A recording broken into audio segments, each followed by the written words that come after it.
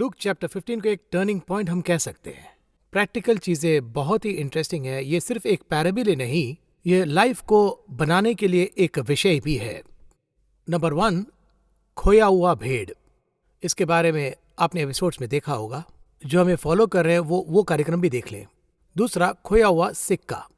आज के इस कार्यक्रम में we are going to find out about the prodigal सन।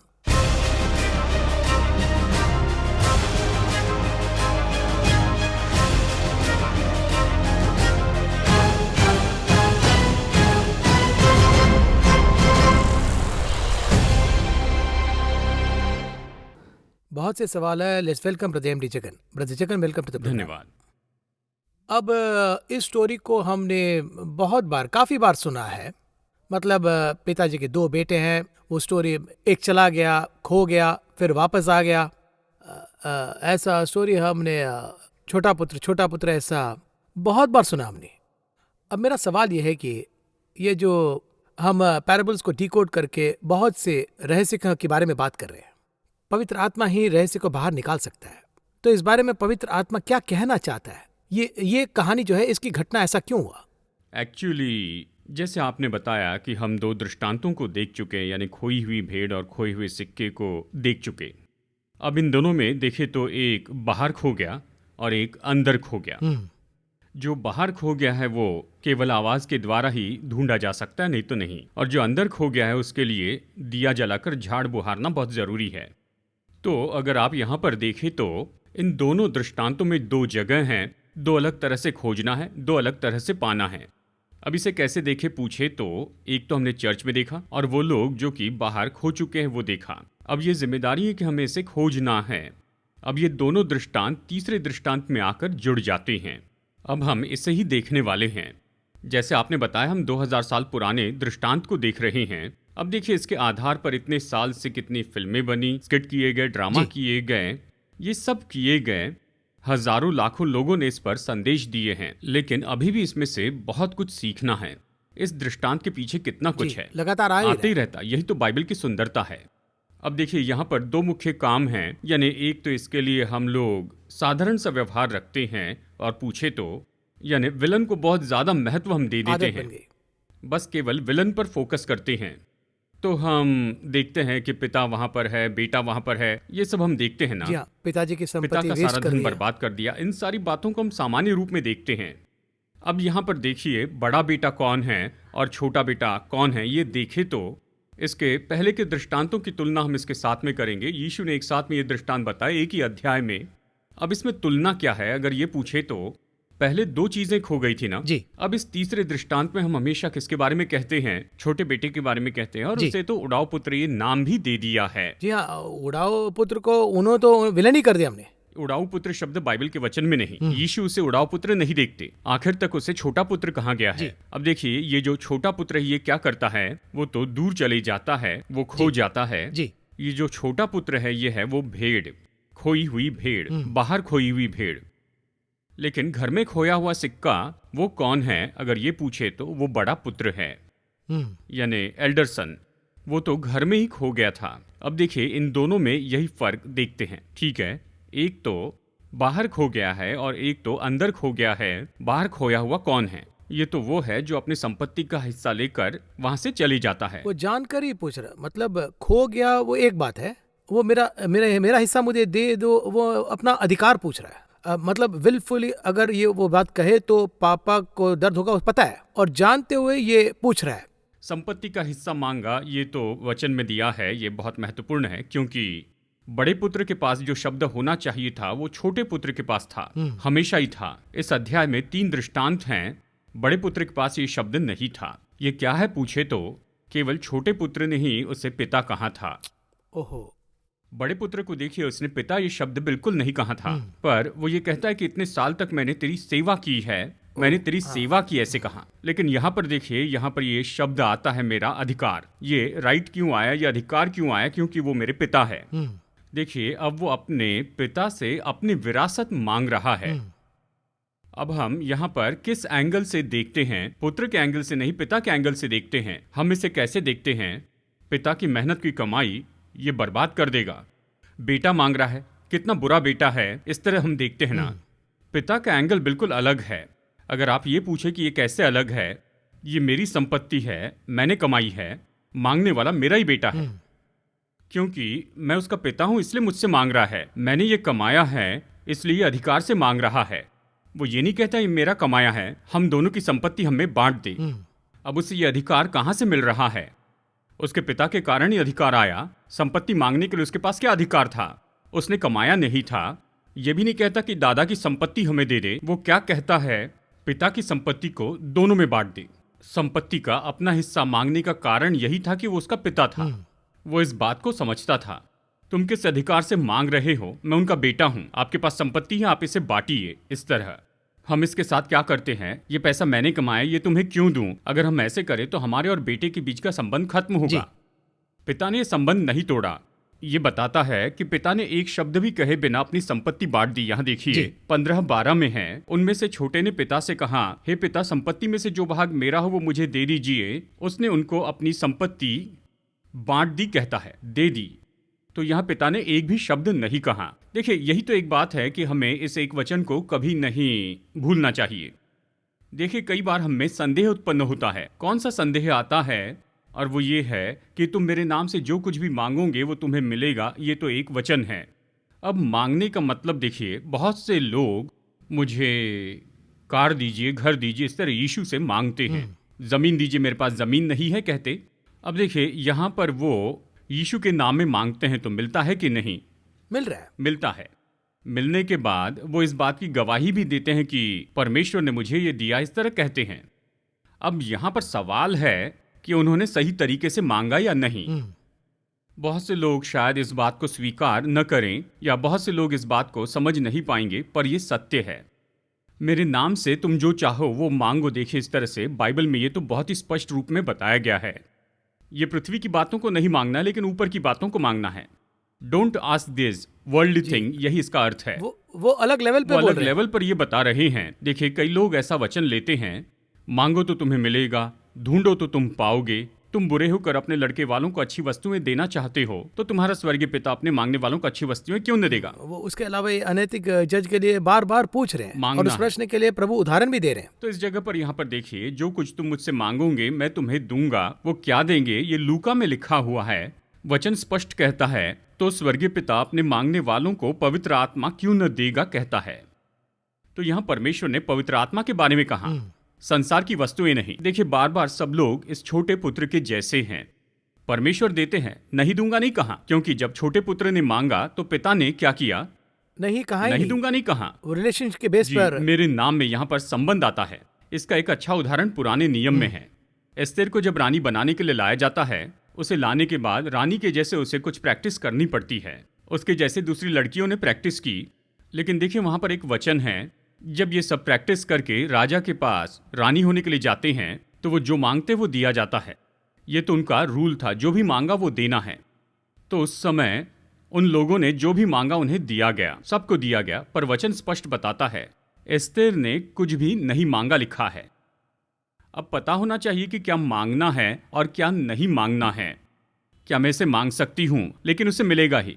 अगर मांगा तो जरूर उसे मिलेगा। लेकिन क्या मांगना चाहिए और क्या नहीं मांगना चाहिए, यह हमारे निर्णय पर आधारित होता है। हम स्पिरिचुअल थिंग्स को नहीं पूछकर वर्ल्डली थिंग्स को पूछ रहे हैं। वही मांगते हैं, क्योंकि देखिए, हम नहीं जानते हैं कि हमें क्या मांगना चाहिए और क्या नहीं मांगना चाहिए, पता नहीं। इसलिए पवित्र आत्मा कहता है, क्योंकि हम नहीं जानते कि प्रार्थना किस रीति से करना चाहिए, परंतु आत्मा आप ही ऐसे आहे भर भर कर हमारे लिए विनती करता है। हम क्या पूछ रहे हो अगर हमें पता नहीं? उन्होंने कह दिया कि तुम्हें पता नहीं। जी, उसने कहा है कि तुम्हें बिल्कुल पता नहीं है, क्योंकि हमारा लेवल नीचे है। हाँ, हमारा लेवल। यहाँ उदाहरण के लिए कहता हूँ, देखिए, कोई एक बड़ी पोस्टिंग, किसी देश के राजा, सीएम, पीएम, इस तरह के, अगर उनसे मिलना है, उनसे मिलने का प्रोटोकॉल पूरा करके 1 महीने पहले अपॉइंटमेंट ले ली और फिर जाकर उनके सामने बैठे, वो कहे कि 6 महीने से आप मुझसे मिलने की कोशिश कर रहे थे और इसलिए आपको ये परमिशन दी गई है। आपके पास केवल 5 मिनट है, आपको जो कुछ भी चाहिए उन्हें बताइए। इस एरिया में एक मिठाई की दुकान है राजा, आप मुझे 1 किलो हलवा खरीद के देंगे तो अच्छा रहेगा। अगर इस तरह से कहे तो हाँ, मतलब ये ऐसा है कि उन्हें इंसल्ट करने जैसा है। ये उनका अपमान किए जैसे होगा। बिल्कुल। तो देखिए, किससे क्या मांगना है ये भी एक बात है ना। जी,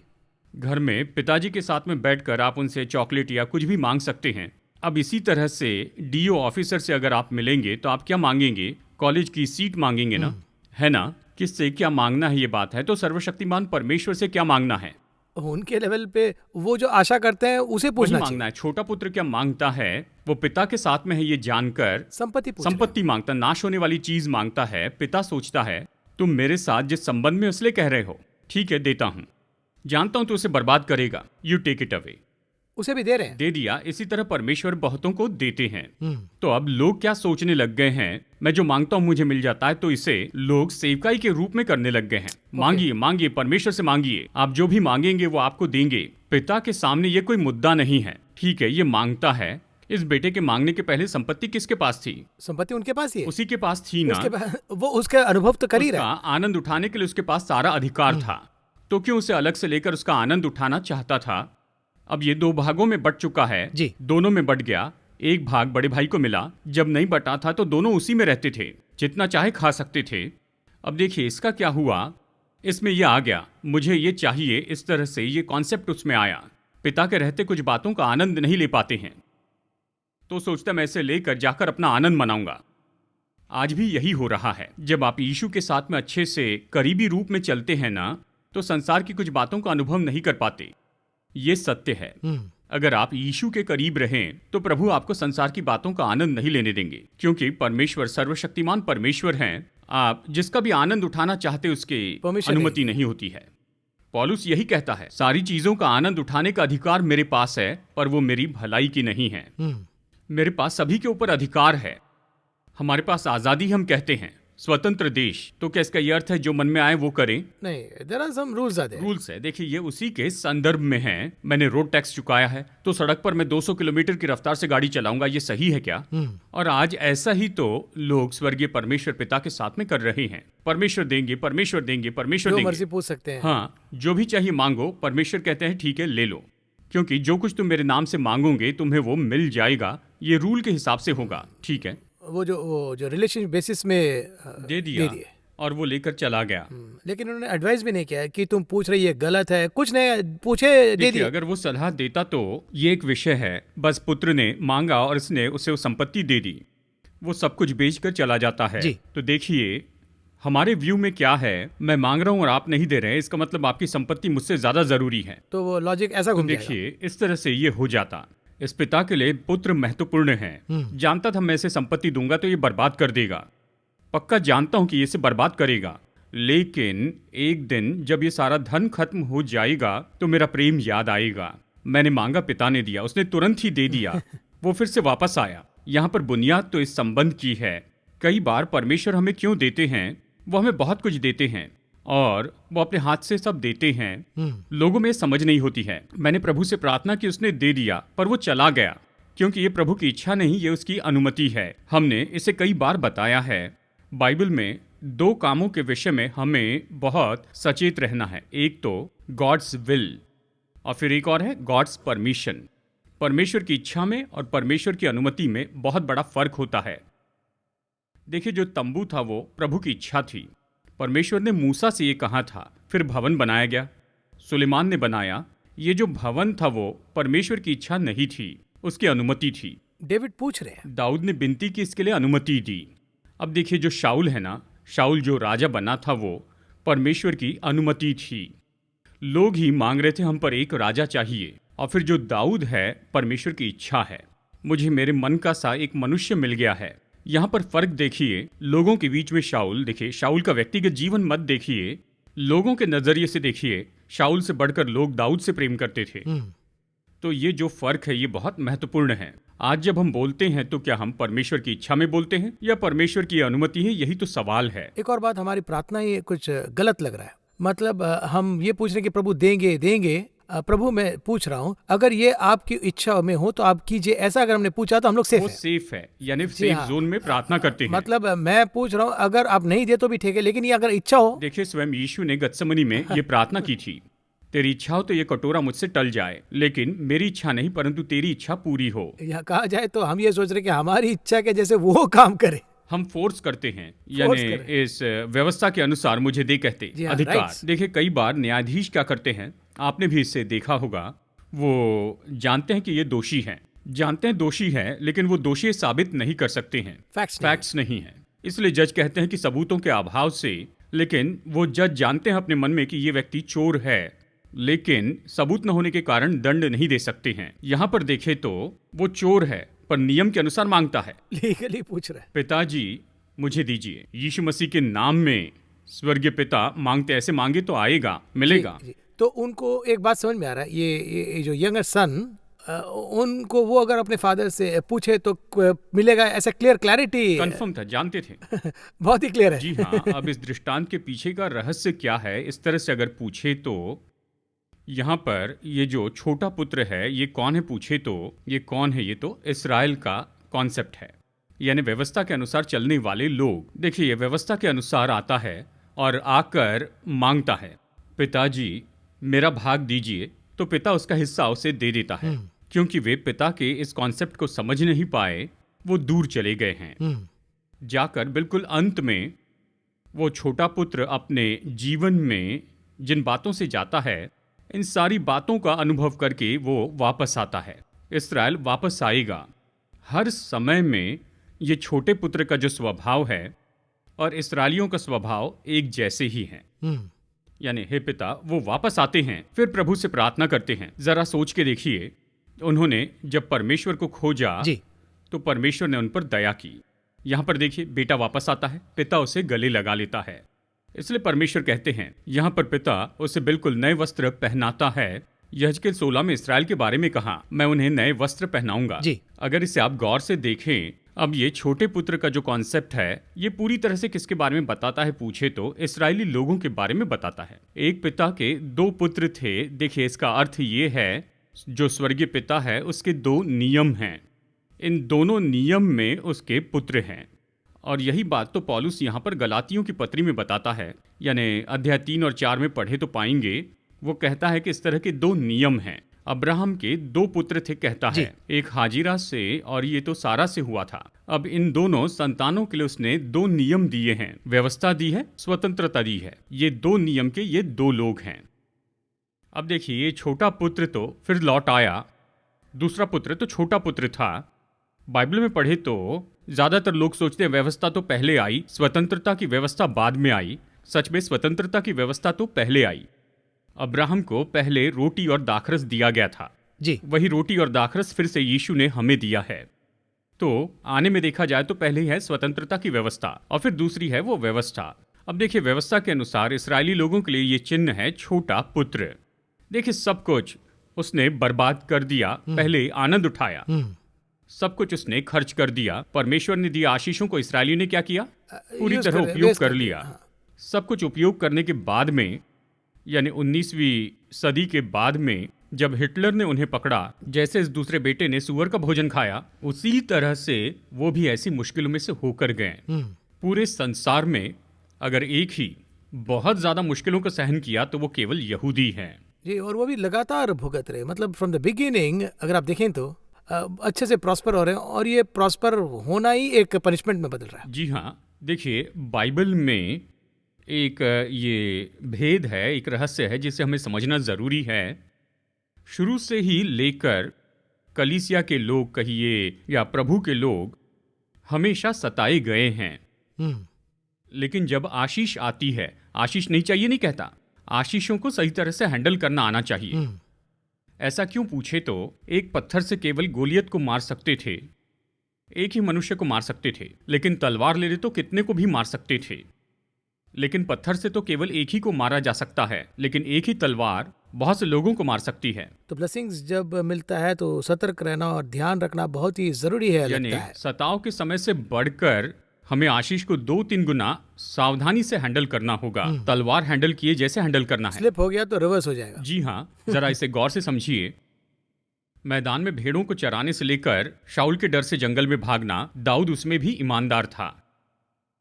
लेकिन जब वो आनंद में रह रहा था तभी वो गिरा था। पता भी नहीं चला कि उसने पाप किया। वो नहीं जानता था कि वो गलत कर रहा है, किसी को बताना पड़ा। आशीषों में यही समस्या है। आशीषों की तो जरूरत है, नहीं चाहिए ऐसे नहीं कह रहा हूँ। पानी की हमें जरूरत है ना जी। हम हर जगह पर पानी खोजते हैं, लेकिन यही पानी बाढ़ के रूप में आए तो बहुत से लोग उसमें मर जाएंगे। जीने के लिए पानी ज़रूरी है, लेकिन एक लिमिट में। मुझे पीने के लिए जितना पानी चाहिए उतना पानी मेरे पास होना चाहिए। उससे भी आगे अगर ये आपकी इच्छा ऐसा कह दे तो कोई प्रॉब्लम नहीं, उनको पता कितना देना हाँ, है। आशीष कौन सी देनी ये भी वो जानते हैं। जी। यदि आशीष से आप गिरेंगे नहीं तो ही वो आशीष आपको देंगे। अगर इस आशीष के कारण आप गिर जाएंगे तो वो उसे नहीं देंगे। उससे लड़कर लेना नहीं है, हम उसके नाम से मांगते हैं। देखिए, एक भाई ने इस तरह से कहा, मैंने 40 दिन उपवास किया। परमेश्वर बार बार पूछते हैं कि तुम उपवास क्यों कर रहे हो? तुम केवल लड़ने के लिए उपवास करते हो। यानी किस उद्देश्य के लिए हम उपवास कर रहे हैं ये देखिए। फॉर वॉट पर्पस फास्टिंग कर रहे हो ये पूछते हैं। हम लड़ने के लिए, झगड़ने के लिए उपवास करते, अलग अलग कारण से करते हैं। बाइबल कहती है, देखिए, हमें अपने आत्मिक स्तर को बढ़ाने के लिए उपवास करना है। Spiritual। हम घर पाने के लिए उपवास करते हैं, उपवास करके जमीन मांगते हैं। मैं यहाँ पर यही कहूंगा कि और फास्टिंग करके प्रमोशन। देखिए, हम तो परमेश्वर को बेबस करते हैं। और एक और बात, उनके स्तर को हमने बहुत कम कर रहे हैं। तो देखिए, वो इस तरह से सोचते हैं, तुम मुझसे इसलिए मांग रहे हो क्योंकि मैं तुम्हारा पिता हूँ। मैं जानता हूँ ये तुम्हारे गिरने का कारण होगा। इस्राएली लोगों से कहा था, तुम राजा मांग रहे हो। शमूएल से कहा, राजा क्या करेगा ये उनको जाकर बता देना। शमूएल कहता है, तुम्हारा राजा तुम्हें अपने रथ के पीछे में दौड़ाएगा, एक बेटियों लिस्ट ही को बना गुलाम रहे। बनाएगा, वो तुम्हारी मेहनत की कमाई लेगा, तुम्हारा धन लेगा। ये सब कुछ बताने के बाद हमें राजा दे, उन्होंने कहा। देखिए, वो छोटे पुत्र के साथ में ऐसे ही कर रहा है। वो जानता था ये खुद को नाश कर देगा। इस्राएली लोग भी ऐसे ही थे, परमेश्वर से सारी आशीष ले लेते हैं। देखिए, एक छोटा सा समूह, वो तो पूरे संसार पर अधिकार कर रहा है। इस तरह से वो खुद महसूस करते हैं, क्योंकि उनकी आशीष तो इस तरह की आशीष है। अब देखिए, ये लोग यहाँ पर क्या करते हैं, ये बार बार इसी गलती को दोहराते हैं। परमेश्वर से दूर जाएंगे, परमेश्वर से दूर जाएंगे, मार खा के लौटेंगे। न्यायियों की किताब में पढ़कर देखिए, लगातार हम हो इसे रहा है। बार बार होते हुए पढ़ते हैं। बार बार फिर से वापस लाते। 70 साल की बंधुआई के बाद प्रभु वापस लाते, वो फिर से आते हैं, फिर से वो वही काम करते हैं। फिर देखिए, ईस्वी सन 70 में चले जाते हैं, फिर 1948 में वापस आते हैं। अभी भी देखिए बिल्कुल वैसे ही है। अभी भी अगर देखा जाए तो इसराइल के लिए यहाँ पर अभी युद्ध चल रहा है। व्यक्तिगत रीति से इसराइल और परमेश्वर का संबंध देखिए। कितने परमेश्वर का भय मानते थे, कितने लोग परमेश्वर का भय मानते हैं। हर समय हमें तो परमेश्वर के नजरिए से देखना है। हमारे लिए ना कोई यहूदी है ना कोई यूनानी, हमारे लिए सब लोग एक जैसे ही हैं। अभी वो परमेश्वर को जो पसंद नहीं, ऐसे कौन से काम कर रहे हैं और उसके कारण वो क्या अनुभव करने वाले हैं। यानी अभी इस समय देखा तो वो उसे लेकर चले गए। इसी तरह से 1948 में वो बड़ी मुश्किलों में से होकर गए और फिर से वापस आए। पिछले 75 साल से कैसे हैं, आशीष में जी रहे हैं। यानी अभी वो क्या गलती कर रहे हैं ये बता रहा हूँ। इन 75 साल में वो फिर से इस छोटे पुत्र के मार्ग में वापस जा रहे हैं। तो इसलिए छोटा पुत्र और जो इस्राएली लोग हैं, इनका बहुत महत्वपूर्ण संबंध है। हाँ, वो वापस आ गए। वापस आने के बाद ये महत्वपूर्ण बात है, इस्राएल जब वापस आ गए, वापस आने पर पिता ने उसे अपने घर में आने दिया। अब देखिए यहाँ पर किस तरह की समस्या है। अब देखिए, इस्राएली समूह में से एक समूह क्या कहता है, आपको पता है कि वो परमेश्वर के लोग नहीं है, परमेश्वर ने उन्हें त्याग दिया है। परमेश्वर किसी को भी हमेशा के लिए त्याग नहीं देते हैं। अगर वो क्षमा मांग कर आते हैं तो परमेश्वर उन्हें स्वीकार करते हैं। ये सिर्फ इजराइल के लिए नहीं, आज के प्रैक्टिकल लाइफ के लिए भी उपयुक्त है ना। जी हाँ, इसीलिए कह रहा हूँ कि सभी लोगों के लिए है। देखिए, परमेश्वर ये नहीं सोचते कि हमें बिल्कुल गिरना नहीं चाहिए, लेकिन वो हमें क्षमा करने को तैयार है। बाइबल कहती है, मन फिरा लिया तो उसका एक वैल्यू जरूर दे देखिए, रहे हैं। निश्चय उन्हें परमेश्वर के पास में आना है, क्षमा मांगनी है। अब देखिए, यहाँ पर महत्वपूर्ण बात तो ये है। अब देखिए, यहाँ पर वो 3 बातें कहता है, मैं अपने पिता के पास वापस जाऊंगा। देखिए कौन सी बातें हैं यहाँ पर। देखिए, लूका 15, 18 और 19 वचन में ये दिया है, मैं अब उठकर अपने पिता के पास जाऊंगा और उससे कहूंगा, मैंने स्वर्ग के विरुद्ध में और तेरी दृष्टि में पाप किया है, नंबर 1। नंबर 2, अब इस योग्य नहीं रहा कि तेरा पुत्र कहलाऊं। देखिए, ये है दूसरा। तीसरी बात, मुझे अपने एक मजदूर के समान रख ले, ये कहा। ये 3 बातें हैं। एक तो मैंने पाप किया है। दूसरी बात, अब मैं योग्य नहीं कि तेरा पुत्र कहलाऊं। आखिरी में प्रार्थना करता है, मुझे तू मजदूर के जैसे रख ले। तो ये 3 बातें हैं कि मैंने पाप किया है, मैं पुत्र कहने के लायक नहीं, और आखिरी में प्रार्थना निवेदन। वो अपना संशिप को मैं उसके लिए योग्य नहीं हूँ ऐसा कह रहा है। उसने इस बात को पहचान लिया, राइट। अब यहाँ पर वो वापस आता है ना। अब आने के बाद देखिए वचन 21 में यहाँ पर पढ़ते हैं, पुत्र ने अपने पिता से कहा, पिताजी मैंने स्वर्ग के विरुद्ध में और तेरी दृष्टि में पाप किया है। पहले यही कहा, पाप के बारे में मान लिया, और अब इस योग्य नहीं रहा कि तेरा पुत्र कहलाऊं, ऐसे कहा। दूसरी बात, उसने ये बात कह दी। तीसरी बात, प्रार्थना की जरूरत नहीं पड़ी। मुझे अपने एक मजदूर के समान रख ले, उसने कहा था ना, ये कहना ही नहीं पड़ा। मुझे अपने मजदूर के जैसे रख ले। पिता ने उसे ये प्रार्थना विनती रखने ही नहीं दी। तो वहीं पर ही, यानी तुम गुलाम नहीं हो, इसे रोक दो, तुम्हें मजदूरी करनी नहीं है, तुम मेरे पुत्र हो, यही अर्थ है। उतना अफेक्शन दे रहे हैं। जी हाँ, यही परमेश्वर का अफेक्शन है, नेचर, फादर्स हार्ट। जब पिता दौड़कर आता है, हम जो कुछ भी प्रार्थना में कहना चाहते हैं, प्रभु मुझे क्षमा कर, मैं पापी हूँ, अयोग्य हूँ, मैं किसी काम का नहीं हूँ, चाहे कुछ भी कह दे, वो उसे देखते ही नहीं है। कहा जाए तो उन्होंने कैंसिल कर देते, यू आर माई सन, इतना ही, नो मोर वर्ड्स। फिर भी हम उन्हें रिमाइंड कर दे, यानी कि मैं हूँ। पिता ने अपने पुत्र को मजदूर बना ले, शब्द कहने ही नहीं दिया। उस लेवल के लिए हमें भी नहीं छोड़ा। जी हाँ, यही परमेश्वर का प्रेम है। यही उसने इस्राएल को दिखाया। यानी 1850 साल के बाद में जब वो वापस आए, तो वही भूमि, वही देश, वही राजधानी, सब कुछ लौटा दिया। देखिए, नया वस्त्र पहनाया, अंगूठी पहनाई, पला हुआ पशु काटा, जो भी उसका पहला स्टेटस था दे दिया। उसी स्टेटस में उन्हें ले जाकर बैठाया। परमेश्वर ने इस्राएल को बैठाया। तो ये छोटा पुत्र पूरी तरह से व्यवस्था के हिसाब से देखा जाए तो एक रहस्य के रूप में से बताया गया, और उसी समय हमारे लिए ये परमेश्वर का हृदय है, पिता का हृदय। आज भी परमेश्वर हमारे लिए बिल्कुल वैसे ही हैं। ये जो सब्जेक्ट है, लगता है कि बात करते ही जा रहे हैं, क्योंकि उतना सिर्फ रहस्य ही नहीं, लाइफ में अप्लाई करने वाले विषय भी उसके अंदर है। हमें कैसे प्रार्थना करना चाहिए, ऐसा प्रभु ने बिन कही उसके अंदर। हम तो कई बार हम तो खुद को इस छोटे पुत्र के रूप में रखते थे। We are not most perfect. मैं तो यही सोचता हूँ कि मसीह के बिना कोई भी सिद्ध नहीं है। और ये भी कहना चाहूंगा कि वो हमें मजदूर के रूप में नहीं देखते, पुत्र के रूप में देखते हैं। कई बार हम उसे पिता के रूप में नहीं देखते। जब हम पाप करते हैं तो उसके अर्थ देखते कि वो तो परमेश्वर हैं, पर परमेश्वर हमें पुत्र के रूप में देखते। बहुत शुक्रिया ब्रदर जगन। इस कार्यक्रम ने हमें सिर्फ एक ही भाग को देखा है। इसके पार्ट 2 जो है, हमने तो ये छोटा पुत्र के बारे में बहुत बात कर ली। अब बड़े पुत्र के बारे में एक एपिसोड करना लग रहा है अगले एपिसोड में। हाँ, छोटा पुत्र, ओके, आपने कहा कि उसने मन फिरा लिया, अब ठीक है। अब ये जो बड़ा पुत्र है, ये हीरो है कि विलन है, या फिर इसमें कौन हीरो है, ये अगले एपिसोड में हम देखेंगे।